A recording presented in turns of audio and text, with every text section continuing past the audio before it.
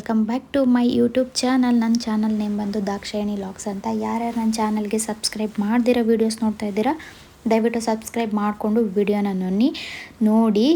ಇದು ನಾಯಿ ಮರಿಗಳು ಯಾವ್ದು ಹೇಳಿ, ನಾನೊಂದು ಸಣ್ಣದು ನಾಯಿ ಮರಿ ಹಾಕಿದ್ದು ವಿಡಿಯೋ ಮಾಡಿ ತೋರಿಸಿದ್ದೀನಿ ಹಳೆ ವಿಡಿಯೋದಲ್ಲಿ ನೋಡಿ.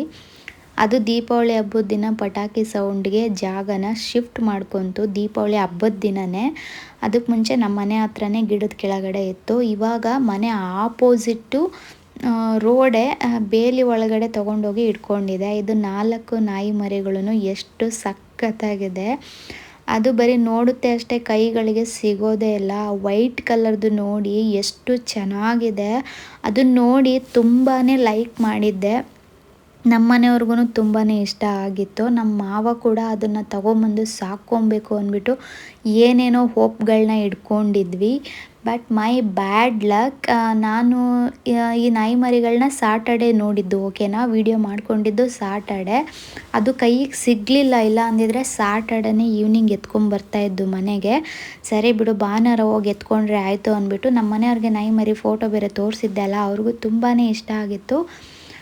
ಭಾನುವಾರ ಇನ್ನು ನಾವು ಎದ್ದಿದ್ದು 10 ಗಂಟೆ 10:30 ಆ ಥರ ಆಗಿತ್ತು. ಸರಿ ತಿಂಡಿ ಎಲ್ಲ ಮಾಡಿಕೊಂಡು 11:30 ಆ ಥರ ನಾಯಿ ಮರಿಗಳ ಹತ್ರ ಹೋದ್ವಿ ಎತ್ಕೊಂಬರೋಣ ಅಂತ. ಇದು ಯಾವುದೂ ಅಲ್ಲಿರಲಿಲ್ಲ, ಕೆಳಗಡೆ ಬಂದು ಆಟ ಆಡ್ತಾ ಇತ್ತು. ಇವು 3 ನಾಯಿಗಳು ಮಾತ್ರ ಕಾಣಿಸ್ತಾ ಇತ್ತು. ಅದು ವೈಟ್ ಕಲರ್ದು ಕಾಣಿಸ್ತಾ ಇರಲಿಲ್ಲ.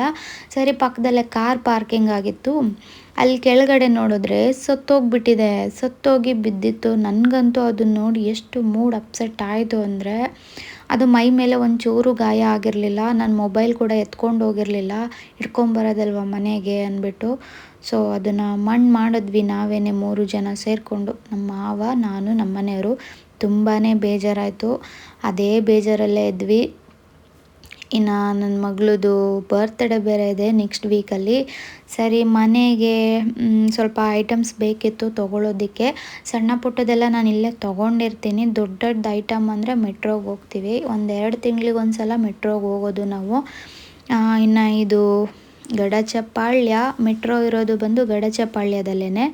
ನಾವಿಲ್ಲೇ ಹೋಗಿ ಮನೆಗೆ ಶಾಪಿಂಗ್ ಎಲ್ಲ ಮಾಡೋದು, ಅಂದರೆ ಗ್ರಾಸರೀಸ್ ಎಲ್ಲ ಇಲ್ಲೇ ಶಾಪಿಂಗ್ ಮಾಡ್ಕೊಳ್ಳೋದು. ಈ ರೋಡಂತೂ ಯಾವಾಗಲೂ ಸಿಕ್ಕಾಬಟ್ಟೆ ಜಾಮ್ ಆಗಿರುತ್ತೆ. ಗೊತ್ತಿರುತ್ತೆ ವೈಟ್ ಫೀಲ್ಡ್ ರೋಡು ಎಲ್ರಿಗೂ. ಆ ರೋಡು ಇನ್ನು ಈ ಹೂಡಿ, ಗಡಚಪಾಳ್ಯ, ಮಹದೇವಪುರ, ಈ ಫಿನಿಕ್ಸ್ ಆಗಿದ್ದರಿಂದ ಅವಾಗಿಂದ ಫುಲ್ಲು ಜಾಮ್ ಆಗಿಬಿಡುತ್ತೆ ಈ ರೋಡು. ಸಿಕ್ಕಾಬಟ್ಟೆ ಜಾಮ್ ಆಗಿರುತ್ತೆ. ಅರ್ಜೆಂಟ್ಗೆಲ್ಲಾದರೂ ಹೋಗಬೇಕಂದ್ರೆ ಹೋಗೋಕ್ಕಾಗಲ್ಲ. ಇನ್ನು ಅಂತೂ ಇಂತೂ ಮೆಟ್ರೋಗೆ ರೀಚ್ ಆದ್ವಿ. ನೋಡಿ, ಮೆಟ್ರೋ ಹೋಲ್ಸೇಲ್ ಇದು ಗಡಚಪಾಳ್ಯದಲ್ಲಿ ಲೊಕೇಟ್ ಆಗಿದೆ. ಇಲ್ಲಿ ನಿಯರೆಸ್ಟ್ ಇರೋರೆಲ್ಲ ಬೇಕಂದರೆ ಶಾಪಿಂಗ್ ಮಾಡ್ಕೊಬೋದು. ನಾನು ಇದು ಆಲ್ರೆಡಿ ಒಂದು ಸಲ ಮೆಟ್ರೋದು ವಿಡಿಯೋ ಹಾಕಿದ್ದೀನಿ.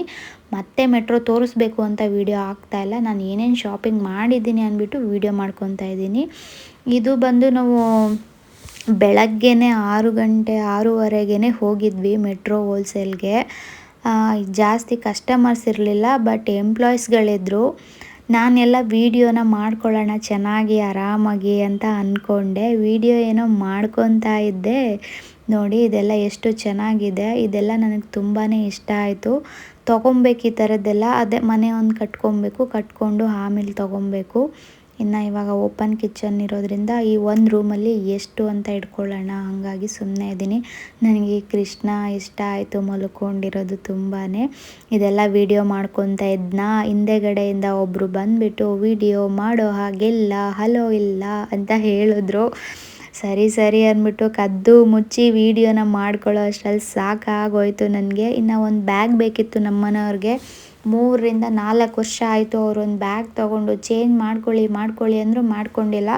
ಹೆಂಗೋ ದೇವರು ಒಳ್ಳೆ ಮೂಡಲ್ಲಿದ್ರೇನೋ ಹೆಂಗೋ ಒಂದು ಬ್ಯಾಗ್ನ ತೊಗೊಂಡ್ರು. ಸರಿ, ಇನ್ನು ಡ್ರೈ ಫ್ರೂಟ್ಸ್ ಬೇಕಿತ್ತು. ಮೇಯ್ನು ಡ್ರೈ ಫ್ರೂಟ್ಸ್ಗೆ ಬಂದಿದ್ದು. ಮೋರಲ್ಲಾದರೆ ಆಪ್ಷನ್ಸು ಚೆನ್ನಾಗಿರುತ್ತೆ, ಬಟ್ ಇವಾಗ ಮೋರು ಎಲ್ಲ ಕಡೆನೂ ಕ್ಲೋಸ್ ಮಾಡಿಬಿಟ್ಟಿದ್ದಾರಂತೆ. ಇನ್ನು ಏನು ಮಾಡೋಂಗಿಲ್ಲ, ಮೆಟ್ರೋನೇ ಗತಿ ನಮಗೆ. ಮೋರಲ್ಲಿ ಎಲ್ಲ ಥರ ಡ್ರೈ ಫ್ರೂಟ್ಸ್ದು ಚೆನ್ನಾಗಿ ಸಿಕ್ಕುತ್ತೆ. ಕೆಂಪು ಕಲ್ಸಕ್ಕರೆ ಎಲ್ಲ. ಈ ಕೆಂಪು ಕಲ್ಸಕ್ಕರೆ ನನಗೆಲ್ಲೂ ಸಿಗ್ತಾನೇ ಇಲ್ಲ. ಇನ್ನು ವೀಡಿಯೋ ಮಾಡಬೇಡಿ ಅಂದಿದ್ರು ಅಲ್ವಾ. ನಾನು ವೀಡಿಯೋನ ಎಷ್ಟು ಕದ್ದು ಮೊಬೈಲ್ ಹಿಡ್ಕೊಂಡು ಮಾಡಿದ್ದೀನಿ ಅಂದರೆ ನನಗೆ ನಗು ಬರ್ತಾಯಿತ್ತು. ನನ್ನ ಮಗಳು ನಮ್ಮ ಮನೆಯವರು ರೇಗಿಸ್ತಾ ಇದ್ರು. ನಿಮ್ಮಮ್ಮ ಎಲ್ಲಿಗೆ ಬಂದರೂ ವೀಡಿಯೋ ಮಾಡೋದನ್ನು ಮಾತ್ರ ಬಿಡಲ್ಲ ಅಂತ. ಇನ್ನು ಇಲ್ಲಿ ಮನೆಗೆ ಬೇಕಾಗಿರೋ ಎಲ್ಲ ಐಟಮ್ಸು ಸಿಗುತ್ತೆ. ಹೋಲ್ಸೇಲ್ ಅಂಗಡಿ ಅಂದರೆ ಸಣ್ಣ ಪುಟ್ಟ ದಿನಸಿ ಅಂಗಡಿಗಳು ಇಟ್ಕೊಂಡಿರ್ತಾರೆ ಅಲ್ವಾ, ಅದು ಅಂಥವರಿಗೆ ತುಂಬಾ ಯೂಸ್ ಆಗುತ್ತೆ. ನನಗೆ ಈ ಥರ ಸಣ್ಣ ಪುಟ್ಟ ಪಾತ್ರೆಗಳು ತುಂಬಾ ಇಷ್ಟ ಆಗುತ್ತೆ. ಜಸ್ಟ್ ನೋಡಬೇಕಷ್ಟೇ, ನಮ್ಮ ಮನೆಯವರಂತೂ ತಗೊಳಕ್ಕೆ ಬಿಡಲ್ಲ. ಎಷ್ಟು ಪಾತ್ರೆ, ಏನು ಅಡುಗೆ ಮಾಡೋದಕ್ಕೆ ನಿನಗೆ ಅಂತ. ಇನ್ನು ಇದು ಚಿನ್ಮಿ ಸ್ಕ್ರೀನ್ ಅಂದರೆ ಏನಂತಾರೆ, ಎಂಥ ಅದು ಸ್ಕ್ರೀನ್ ಟಚ್ ಆ ಥರ ಮೊಬೈಲು ನೋಡಿ ನಾನು ಹೆಂಗೆ ಇಟ್ಕೊಂಡಿದ್ದೀನಿ ಹಂಗೆ ವೀಡಿಯೋನ ಮಾಡ್ಕೊಂಡಿದ್ದು, ಯಾರಿಗೂ ಕಾಣ್ದಂಗೆ. ಸ್ಕ್ರೀನ್ ಟಚ್ ಇತ್ತು, ಚೆನ್ನಾಗಿತ್ತು ಇದು ಚಿನ್ಮಿ. ನನ್ನ ತಂಗಿ ಕೆಳಗಡೆ ಇದೇ ಥರ ಹಾಕಿಸ್ಕೊಂಡಿದ್ದಾಳೆ. ನಮ್ಮ ಮನೆಯವ್ರೇನೋ ಇದು ಲೈಫ್ ಇರಲ್ಲ ಅಂತ ಇದ್ದರು, ಏನೋ ಗೊತ್ತಿಲ್ಲ, ಒಟ್ಟಿನಲ್ಲಿ ಚೆನ್ನಾಗಿತ್ತು. ಕೈ ಹಿಂಗಂದರೆ ಆನ್ ಆಗುತ್ತೆ, ಹಂಗಂದರೆ ಆಫ್ ಆಗುತ್ತೆ. ಸರಿ, ಮನೆಗೆ ಏನೇನು ಬೇಕು ಅದನ್ನು ಒಂದೊಂದನ್ನೇ ತೊಗೊಂಡ್ವಿ. ವಾಷಿಂಗ್ ಮಿಷಿನ್ಗೆ ಕಂಫರ್ಟ್ ಯೂಸ್ ಮಾಡ್ತೀನಿ. ಕಂಫರ್ಟು ಒಂದು ತೊಗೊಂಡೆ. ಲಾಸ್ಟ್ ಸಲ ಬ್ಲೂ ಕಲರ್ ತೊಗೊಂಡಿದ್ದೆ, ಈ ಸಲ ಪಿಂಕ್ ಕಲರ್ದು ತೊಗೊಂಡೆ. ಏನೇನು ಮನೆಗೆ ಐಟಮ್ಸ್ ಎಲ್ಲ ಏನೇನು ಬೇಕು ಅದನ್ನೆಲ್ಲ ತೊಗೊಂಡ್ವಿ. ಎಲ್ಲ ಸಪ್ರೇಟಾಗಿರುತ್ತೆ ಇಲ್ಲಿ, ಗೊತ್ತಿರುತ್ತೆ ಆಲ್ಮೋಸ್ಟ್ ಶಾಪಿಂಗ್ ಮಾಡೋರಿಗೆ. ಎಲ್ಲ ಊದ್ಗಡ್ಡಿ, ಪೂಜೆ ಐಟಮ್ಸ್ ಎಲ್ಲ ಒಂದು ಕಡೆ ಇರುತ್ತೆ. ನನಗೆ ಗುಡ್ ನೈಟ್ದು ಬೇಕಿತ್ತು, ಅದನ್ನೊಂದು ಪ್ಯಾಕೆಟ್ನ ತೊಗೊಂಡಿದ್ದೀನಿ. ಹೀಗೆ ಇಲ್ಲೆಲ್ಲ ಶಾಪಿಂಗ್ ಮಾಡೋ ಅಷ್ಟರಲ್ಲಿ ತುಂಬಾ ಹೊತ್ತಾಗೋಯ್ತು. ನೋಡಿ ಹಾಗೆ ನಾನು ಏನೇನು ಶಾಪಿಂಗ್ ಮಾಡಿದ್ದೀನಿ ಅಂದ್ಬಿಟ್ಟು.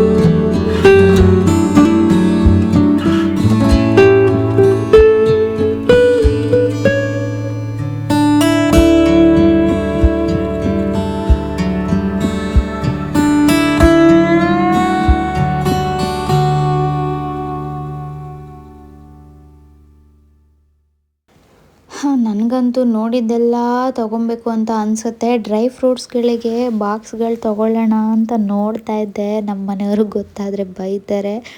ಇನ್ನು ಕಾಫಿ ಗ್ಲಾಸ್ಗಳು ಅಷ್ಟೇ, ಎಲ್ಲ ನೋಡಿದ್ರೂ ಇಷ್ಟ ಆಗುತ್ತೆ. ಇದು ಸಾಲ್ಟ್ ಹಾಕೋದು ನಾನು ಮೀಶೋದಲ್ಲಿ ತೊಗೊಂಡಿದ್ದೀನಿ, ಪರವಾಗಿಲ್ಲ, ನಾಟ್ ಬ್ಯಾಡ್ ಏನಿಲ್ಲ.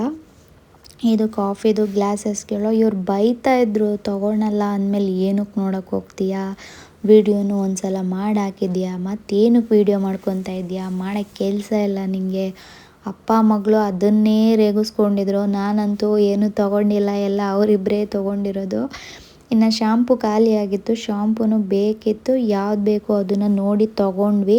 ಫುಲ್ಲು ಎಲ್ಲ ಇದು ಫುಲ್ಲು ಬಾತ್ರೂಮ್ ಐಟಮ್ಸೇ, ಸೋಪು, ಪರ್ಫ್ಯೂಮ್ಸು, ಕ್ರೀಮ್ಸು ಈ ಥರನೇ ಇರುತ್ತೆ. ಇದು ಒಂದು ಫುಲ್ಲು ಆ ಕಡೆ ಫುಲ್ ಮೇಲೆ ಎಲ್ಲ ಸ್ಟಾಕ್ ಎಲ್ಲ ಹಾಗೆ ಜೋಡಿಸ್ಕೊಂಡಿರ್ತಾರೆ. ಇನ್ನು ಈ ಥರ ಮೇಲ್ಗಡೆ ಎಲ್ಲ ತುಂಬಾ ಇರುತ್ತೆ ಐಟಮ್ಸ್. ಇಲ್ಲಿ ಹೇಳಿದ್ನಲ್ಲ ಹೋಲ್ಸೇಲ್ ಆಗಿರೋದ್ರಿಂದ ಹೋಲ್ಸೇಲ್ ಅಂಗಡಿಗಳಿಗೆ ತುಂಬಾ ಚೆನ್ನಾಗಿರುತ್ತೆ ತೊಗೊಂಡೋಗಿ ಸೇಲ್ ಮಾಡೋರಿಗೆ. ಇನ್ನು ನಮಗೆಲ್ಲ ಅಷ್ಟೊಂದೇನು ವರ್ತೇನಿಲ್ಲ, ಏನೋ ಒಂದು 250-300 ರೂಪಾಯಿ ಡಿಸ್ಕೌಂಟ್ ಸಿಗುತ್ತೇನೋ ಅಷ್ಟೇ, ಅದು ಬಿಟ್ಟರೆ ಇನ್ನೇನಿಲ್ಲ. ಎಲ್ಲ ಒಂದೇ ಕಡೆ ಸಿಗುತ್ತೆ ಅನ್ನೋ ಕಾರಣಕ್ಕೆ ಅಂತೂ ಇಂತೂ ಇಷ್ಟನ್ನ ತುಂಬಿಸ್ಕೊಂಡಿದ್ದೀವಿ. ಕೊನೆಗೆ ಬಿಲ್ ನೋಡಿ ಎಷ್ಟಾಗಿರುತ್ತೆ ಅಂತ ಯಾರಾದರೂ ಗೆಸ್ ಮಾಡಿ ನೋಡೋಣ. ಇದು ಇನ್ನು ಮೀನುಗಳು ನಮ್ಮ ಮಾವ ಏನೋ ಯಾವುದೋ ಮೀನು ತೊಗೊಂಬರೋಕ್ಕೆ ಹೇಳಿದ್ರಂತೆ ನಮ್ಮ ಮನೆಯವ್ರಿಗೆ, ಹುಡುಕ್ತಾ ಇದ್ರು. ಅಯ್ಯಪ್ಪ ಎಷ್ಟು ವೆರೈಟೀಸ್ ಇರುತ್ತೆ ಮೀನುಗಳು. ವೀಡಿಯೋ ಮಾಡ್ತಾಯಿದ್ದೆ, ಕರೆಂಟ್ ಹೋಯ್ತು, ಬಂತು ಇವಾಗ ಕರೆಂಟು. ಸಡನ್ನಾಗಿ ಕರೆಂಟ್ ಬಂತು. ಇನ್ನು ಮೇಲ್ಗಡೆ ಅಲ್ಲಿ ಫಿಶ್ಶು ಎಷ್ಟು ವೆರೈಟೀಸ್ ಇದೆ ಅಂತ ಹಾಗೆ ತೋರಿಸಿದ್ದೀನಿ ಅಷ್ಟೇ. ಹೇಳಿದ್ನೆಲ್ಲ ವೀಡಿಯೋ ಮಾಡ್ಕೊಳಂಗಿಲ್ಲ ಅಂದರೂ ಕದ್ದು ಎಷ್ಟು ವೀಡಿಯೋ ಮಾಡ್ಕೊಂಡಿದ್ದೀನಿ. ನಾನು ಅದ್ರ ಕಡೆ ಹೋಗಲಿಲ್ಲ, ನನಗೆ ಅದು ಮೀನ್ದು ಸ್ಮೆಲ್ ಅಂದ್ರೇ ಆಗಲ್ಲ. ಅದಂತೂ ತುಂಬ ಕೆಟ್ಟ ಸ್ಮೆಲ್ ಬರುತ್ತೆ ಮೀನ್ದು. ಸಾಂಬಾರು ಹಾಗೆ ಸ್ಮೆಲ್ ಬರುತ್ತೆ ಅಲ್ಲ, ಅದು ಹೆಂಗೆ ತಿಂತಾರೆ ಅನಿಸುತ್ತೆ, ಏನೋ ಗೊತ್ತಿಲ್ಲ. ನಾನ್ ವೆಜ್ ತಿನ್ನೋರಿಗೆ ಅದು ಸ್ಮೆಲ್ ಬರಲ್ಲ ಅನಿಸುತ್ತೆ, ತಿಂದಲೇ ಇರೋರಿಗೆ ಬರುತ್ತೆ ಅನಿಸುತ್ತೆ. ಇನ್ನು ಇದು ಮಸಾಲೆ ಐಟಮ್ಸ್ ನಾನೇನು ತೊಗೊಂಡಿಲ್ಲ. ಖಾರ ಪುಡಿ ಮತ್ತು ಧನಿಯಾ ಪುಡಿ ಬೇಕಿತ್ತು ಅಷ್ಟೇ ತೊಗೊಂಡಿದ್ದು. ಇನ್ನು ಜೀರಿಗೆ, ಸಾಸಿವೆ ಇದೆಲ್ಲ ಬೇಕಿತ್ತು, ಅದೆಲ್ಲ ಹುಡುಕೊಂಡು ನೋಡಿಕೊಂಡು ತೊಗೊಂಡೆ.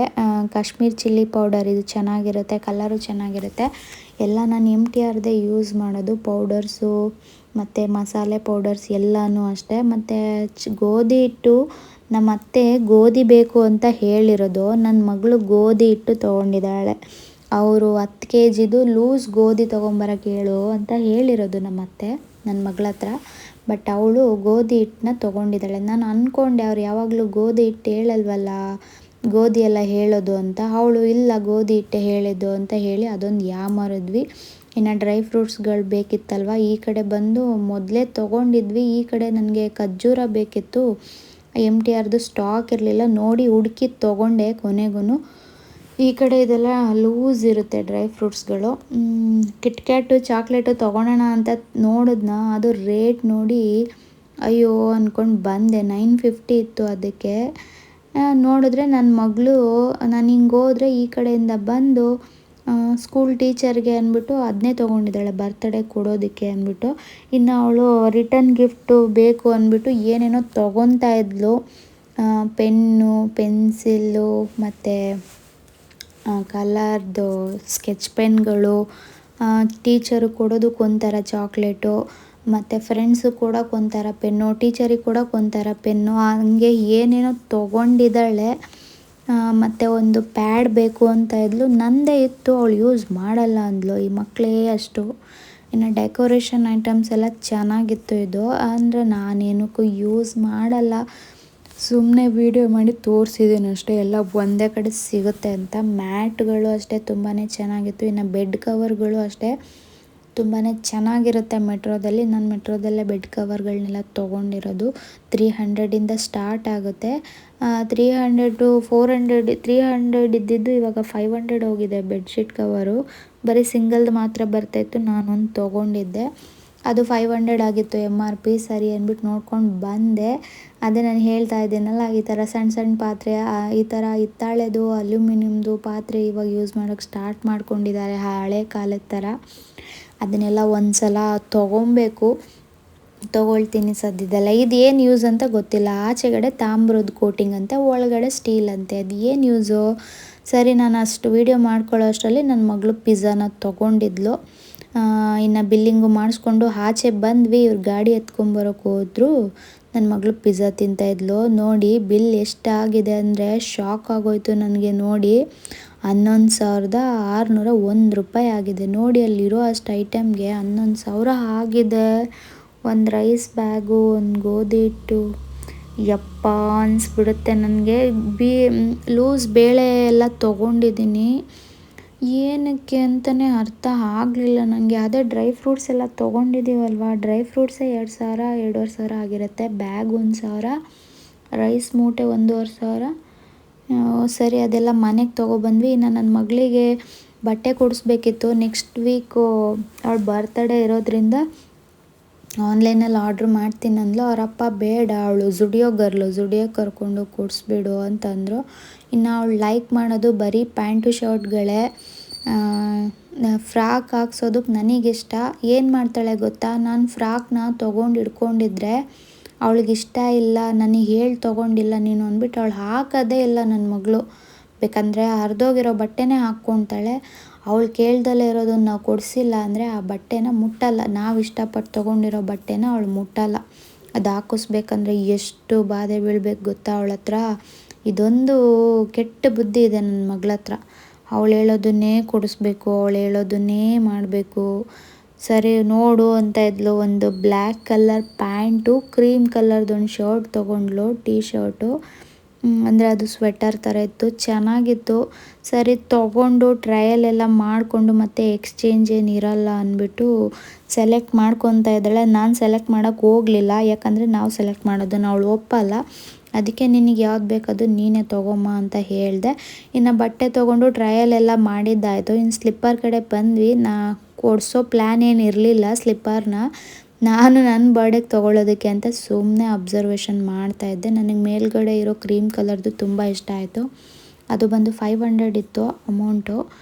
ನೋಡೋಣ, ನಾನು ನನ್ನ ಬರ್ತಡೇಗೆ ತೊಗೊಂಡು ನೋಡಿ. ಇದು ಇಷ್ಟ ಆಯಿತು ನನಗೆ, ಚೆನ್ನಾಗಿದೆ. ಚೆನ್ನಾಗಿರುತ್ತೆ ಝುಡಿಯೋದಲ್ಲಿ ಸ್ಲಿಪ್ಪರ್ಗಳು. ಸರಿ, ನೈಲ್ ಪಾಲಿಶ್ ಒಂದು ಬೇಕು ಅಂದ್ಲು. ಬ್ಲ್ಯಾಕ್ ಕಲರ್ ತೊಗೊತೀನಿ ಅಂದ್ಲು. ಬ್ಲ್ಯಾಕ್ ಬೇಡಮ್ಮ, ಕ್ರೀಮ್ ಕಲರ್ದು ಟೀ ಶರ್ಟ್ ತೊಗೊಂಡಿದೆಯಲ್ಲ, ಕ್ರೀಮ್ ಕಲರಲ್ಲಿ ತೊಗೋ ಅಂತ ಹೇಳಿ ಕ್ರೀಮ್ ಕಲರಲ್ಲಿ ಕೊಡಿಸ್ದೆ. ಒಟ್ನಲ್ಲಿ ನಾನು ಹೇಳೋದನ್ನ ಅವಳು ತೊಗೊಳ್ಳಲ್ಲ, ಅವಳು ಹೇಳೋದಕ್ಕೆ ನಾನು ಹ್ಞೂ ಅಂದ್ಕೊಬೇಕಷ್ಟೆ. ತುಂಬ ಆಪೋಸಿಟ್ ಕಲರ್ ಅಂದರೆ ನಾನು ಬೇಡ ಅಂತೀನಿ, ಅವಾಗ ಸುಮ್ಮನೆ ಆಗ್ತಾಳೆ. ಅದ್ರ ಬದಲಿಗೆ ಬೇರೆ ಕಲರ್ದು ತೊಗೊತಾಳೆ. ನೈಲ್ ಪಾಲಿಶ್ ಒಂದು, ಮತ್ತು ಇನ್ನು ಈ ಕಡೆಗೆ ಇಯರಿಂಗ್ಸ್ ಬೇಕಿತ್ತು. ಲಿಫ್ಟಿಗೆಲ್ಲ ನಾನು ಅಷ್ಟು ಯೂಸ್ ಮಾಡಲ್ಲ, ನಾನು ತೊಗೊಳಕ್ಕೆ ಹೋಗಿಲ್ಲ. ಇರೋದನ್ನೇ ಖಾಲಿ ಮಾಡಿಬಿಟ್ರೆ ಸಾಕಾಗ್ಬಿಟ್ಟಿದೆ.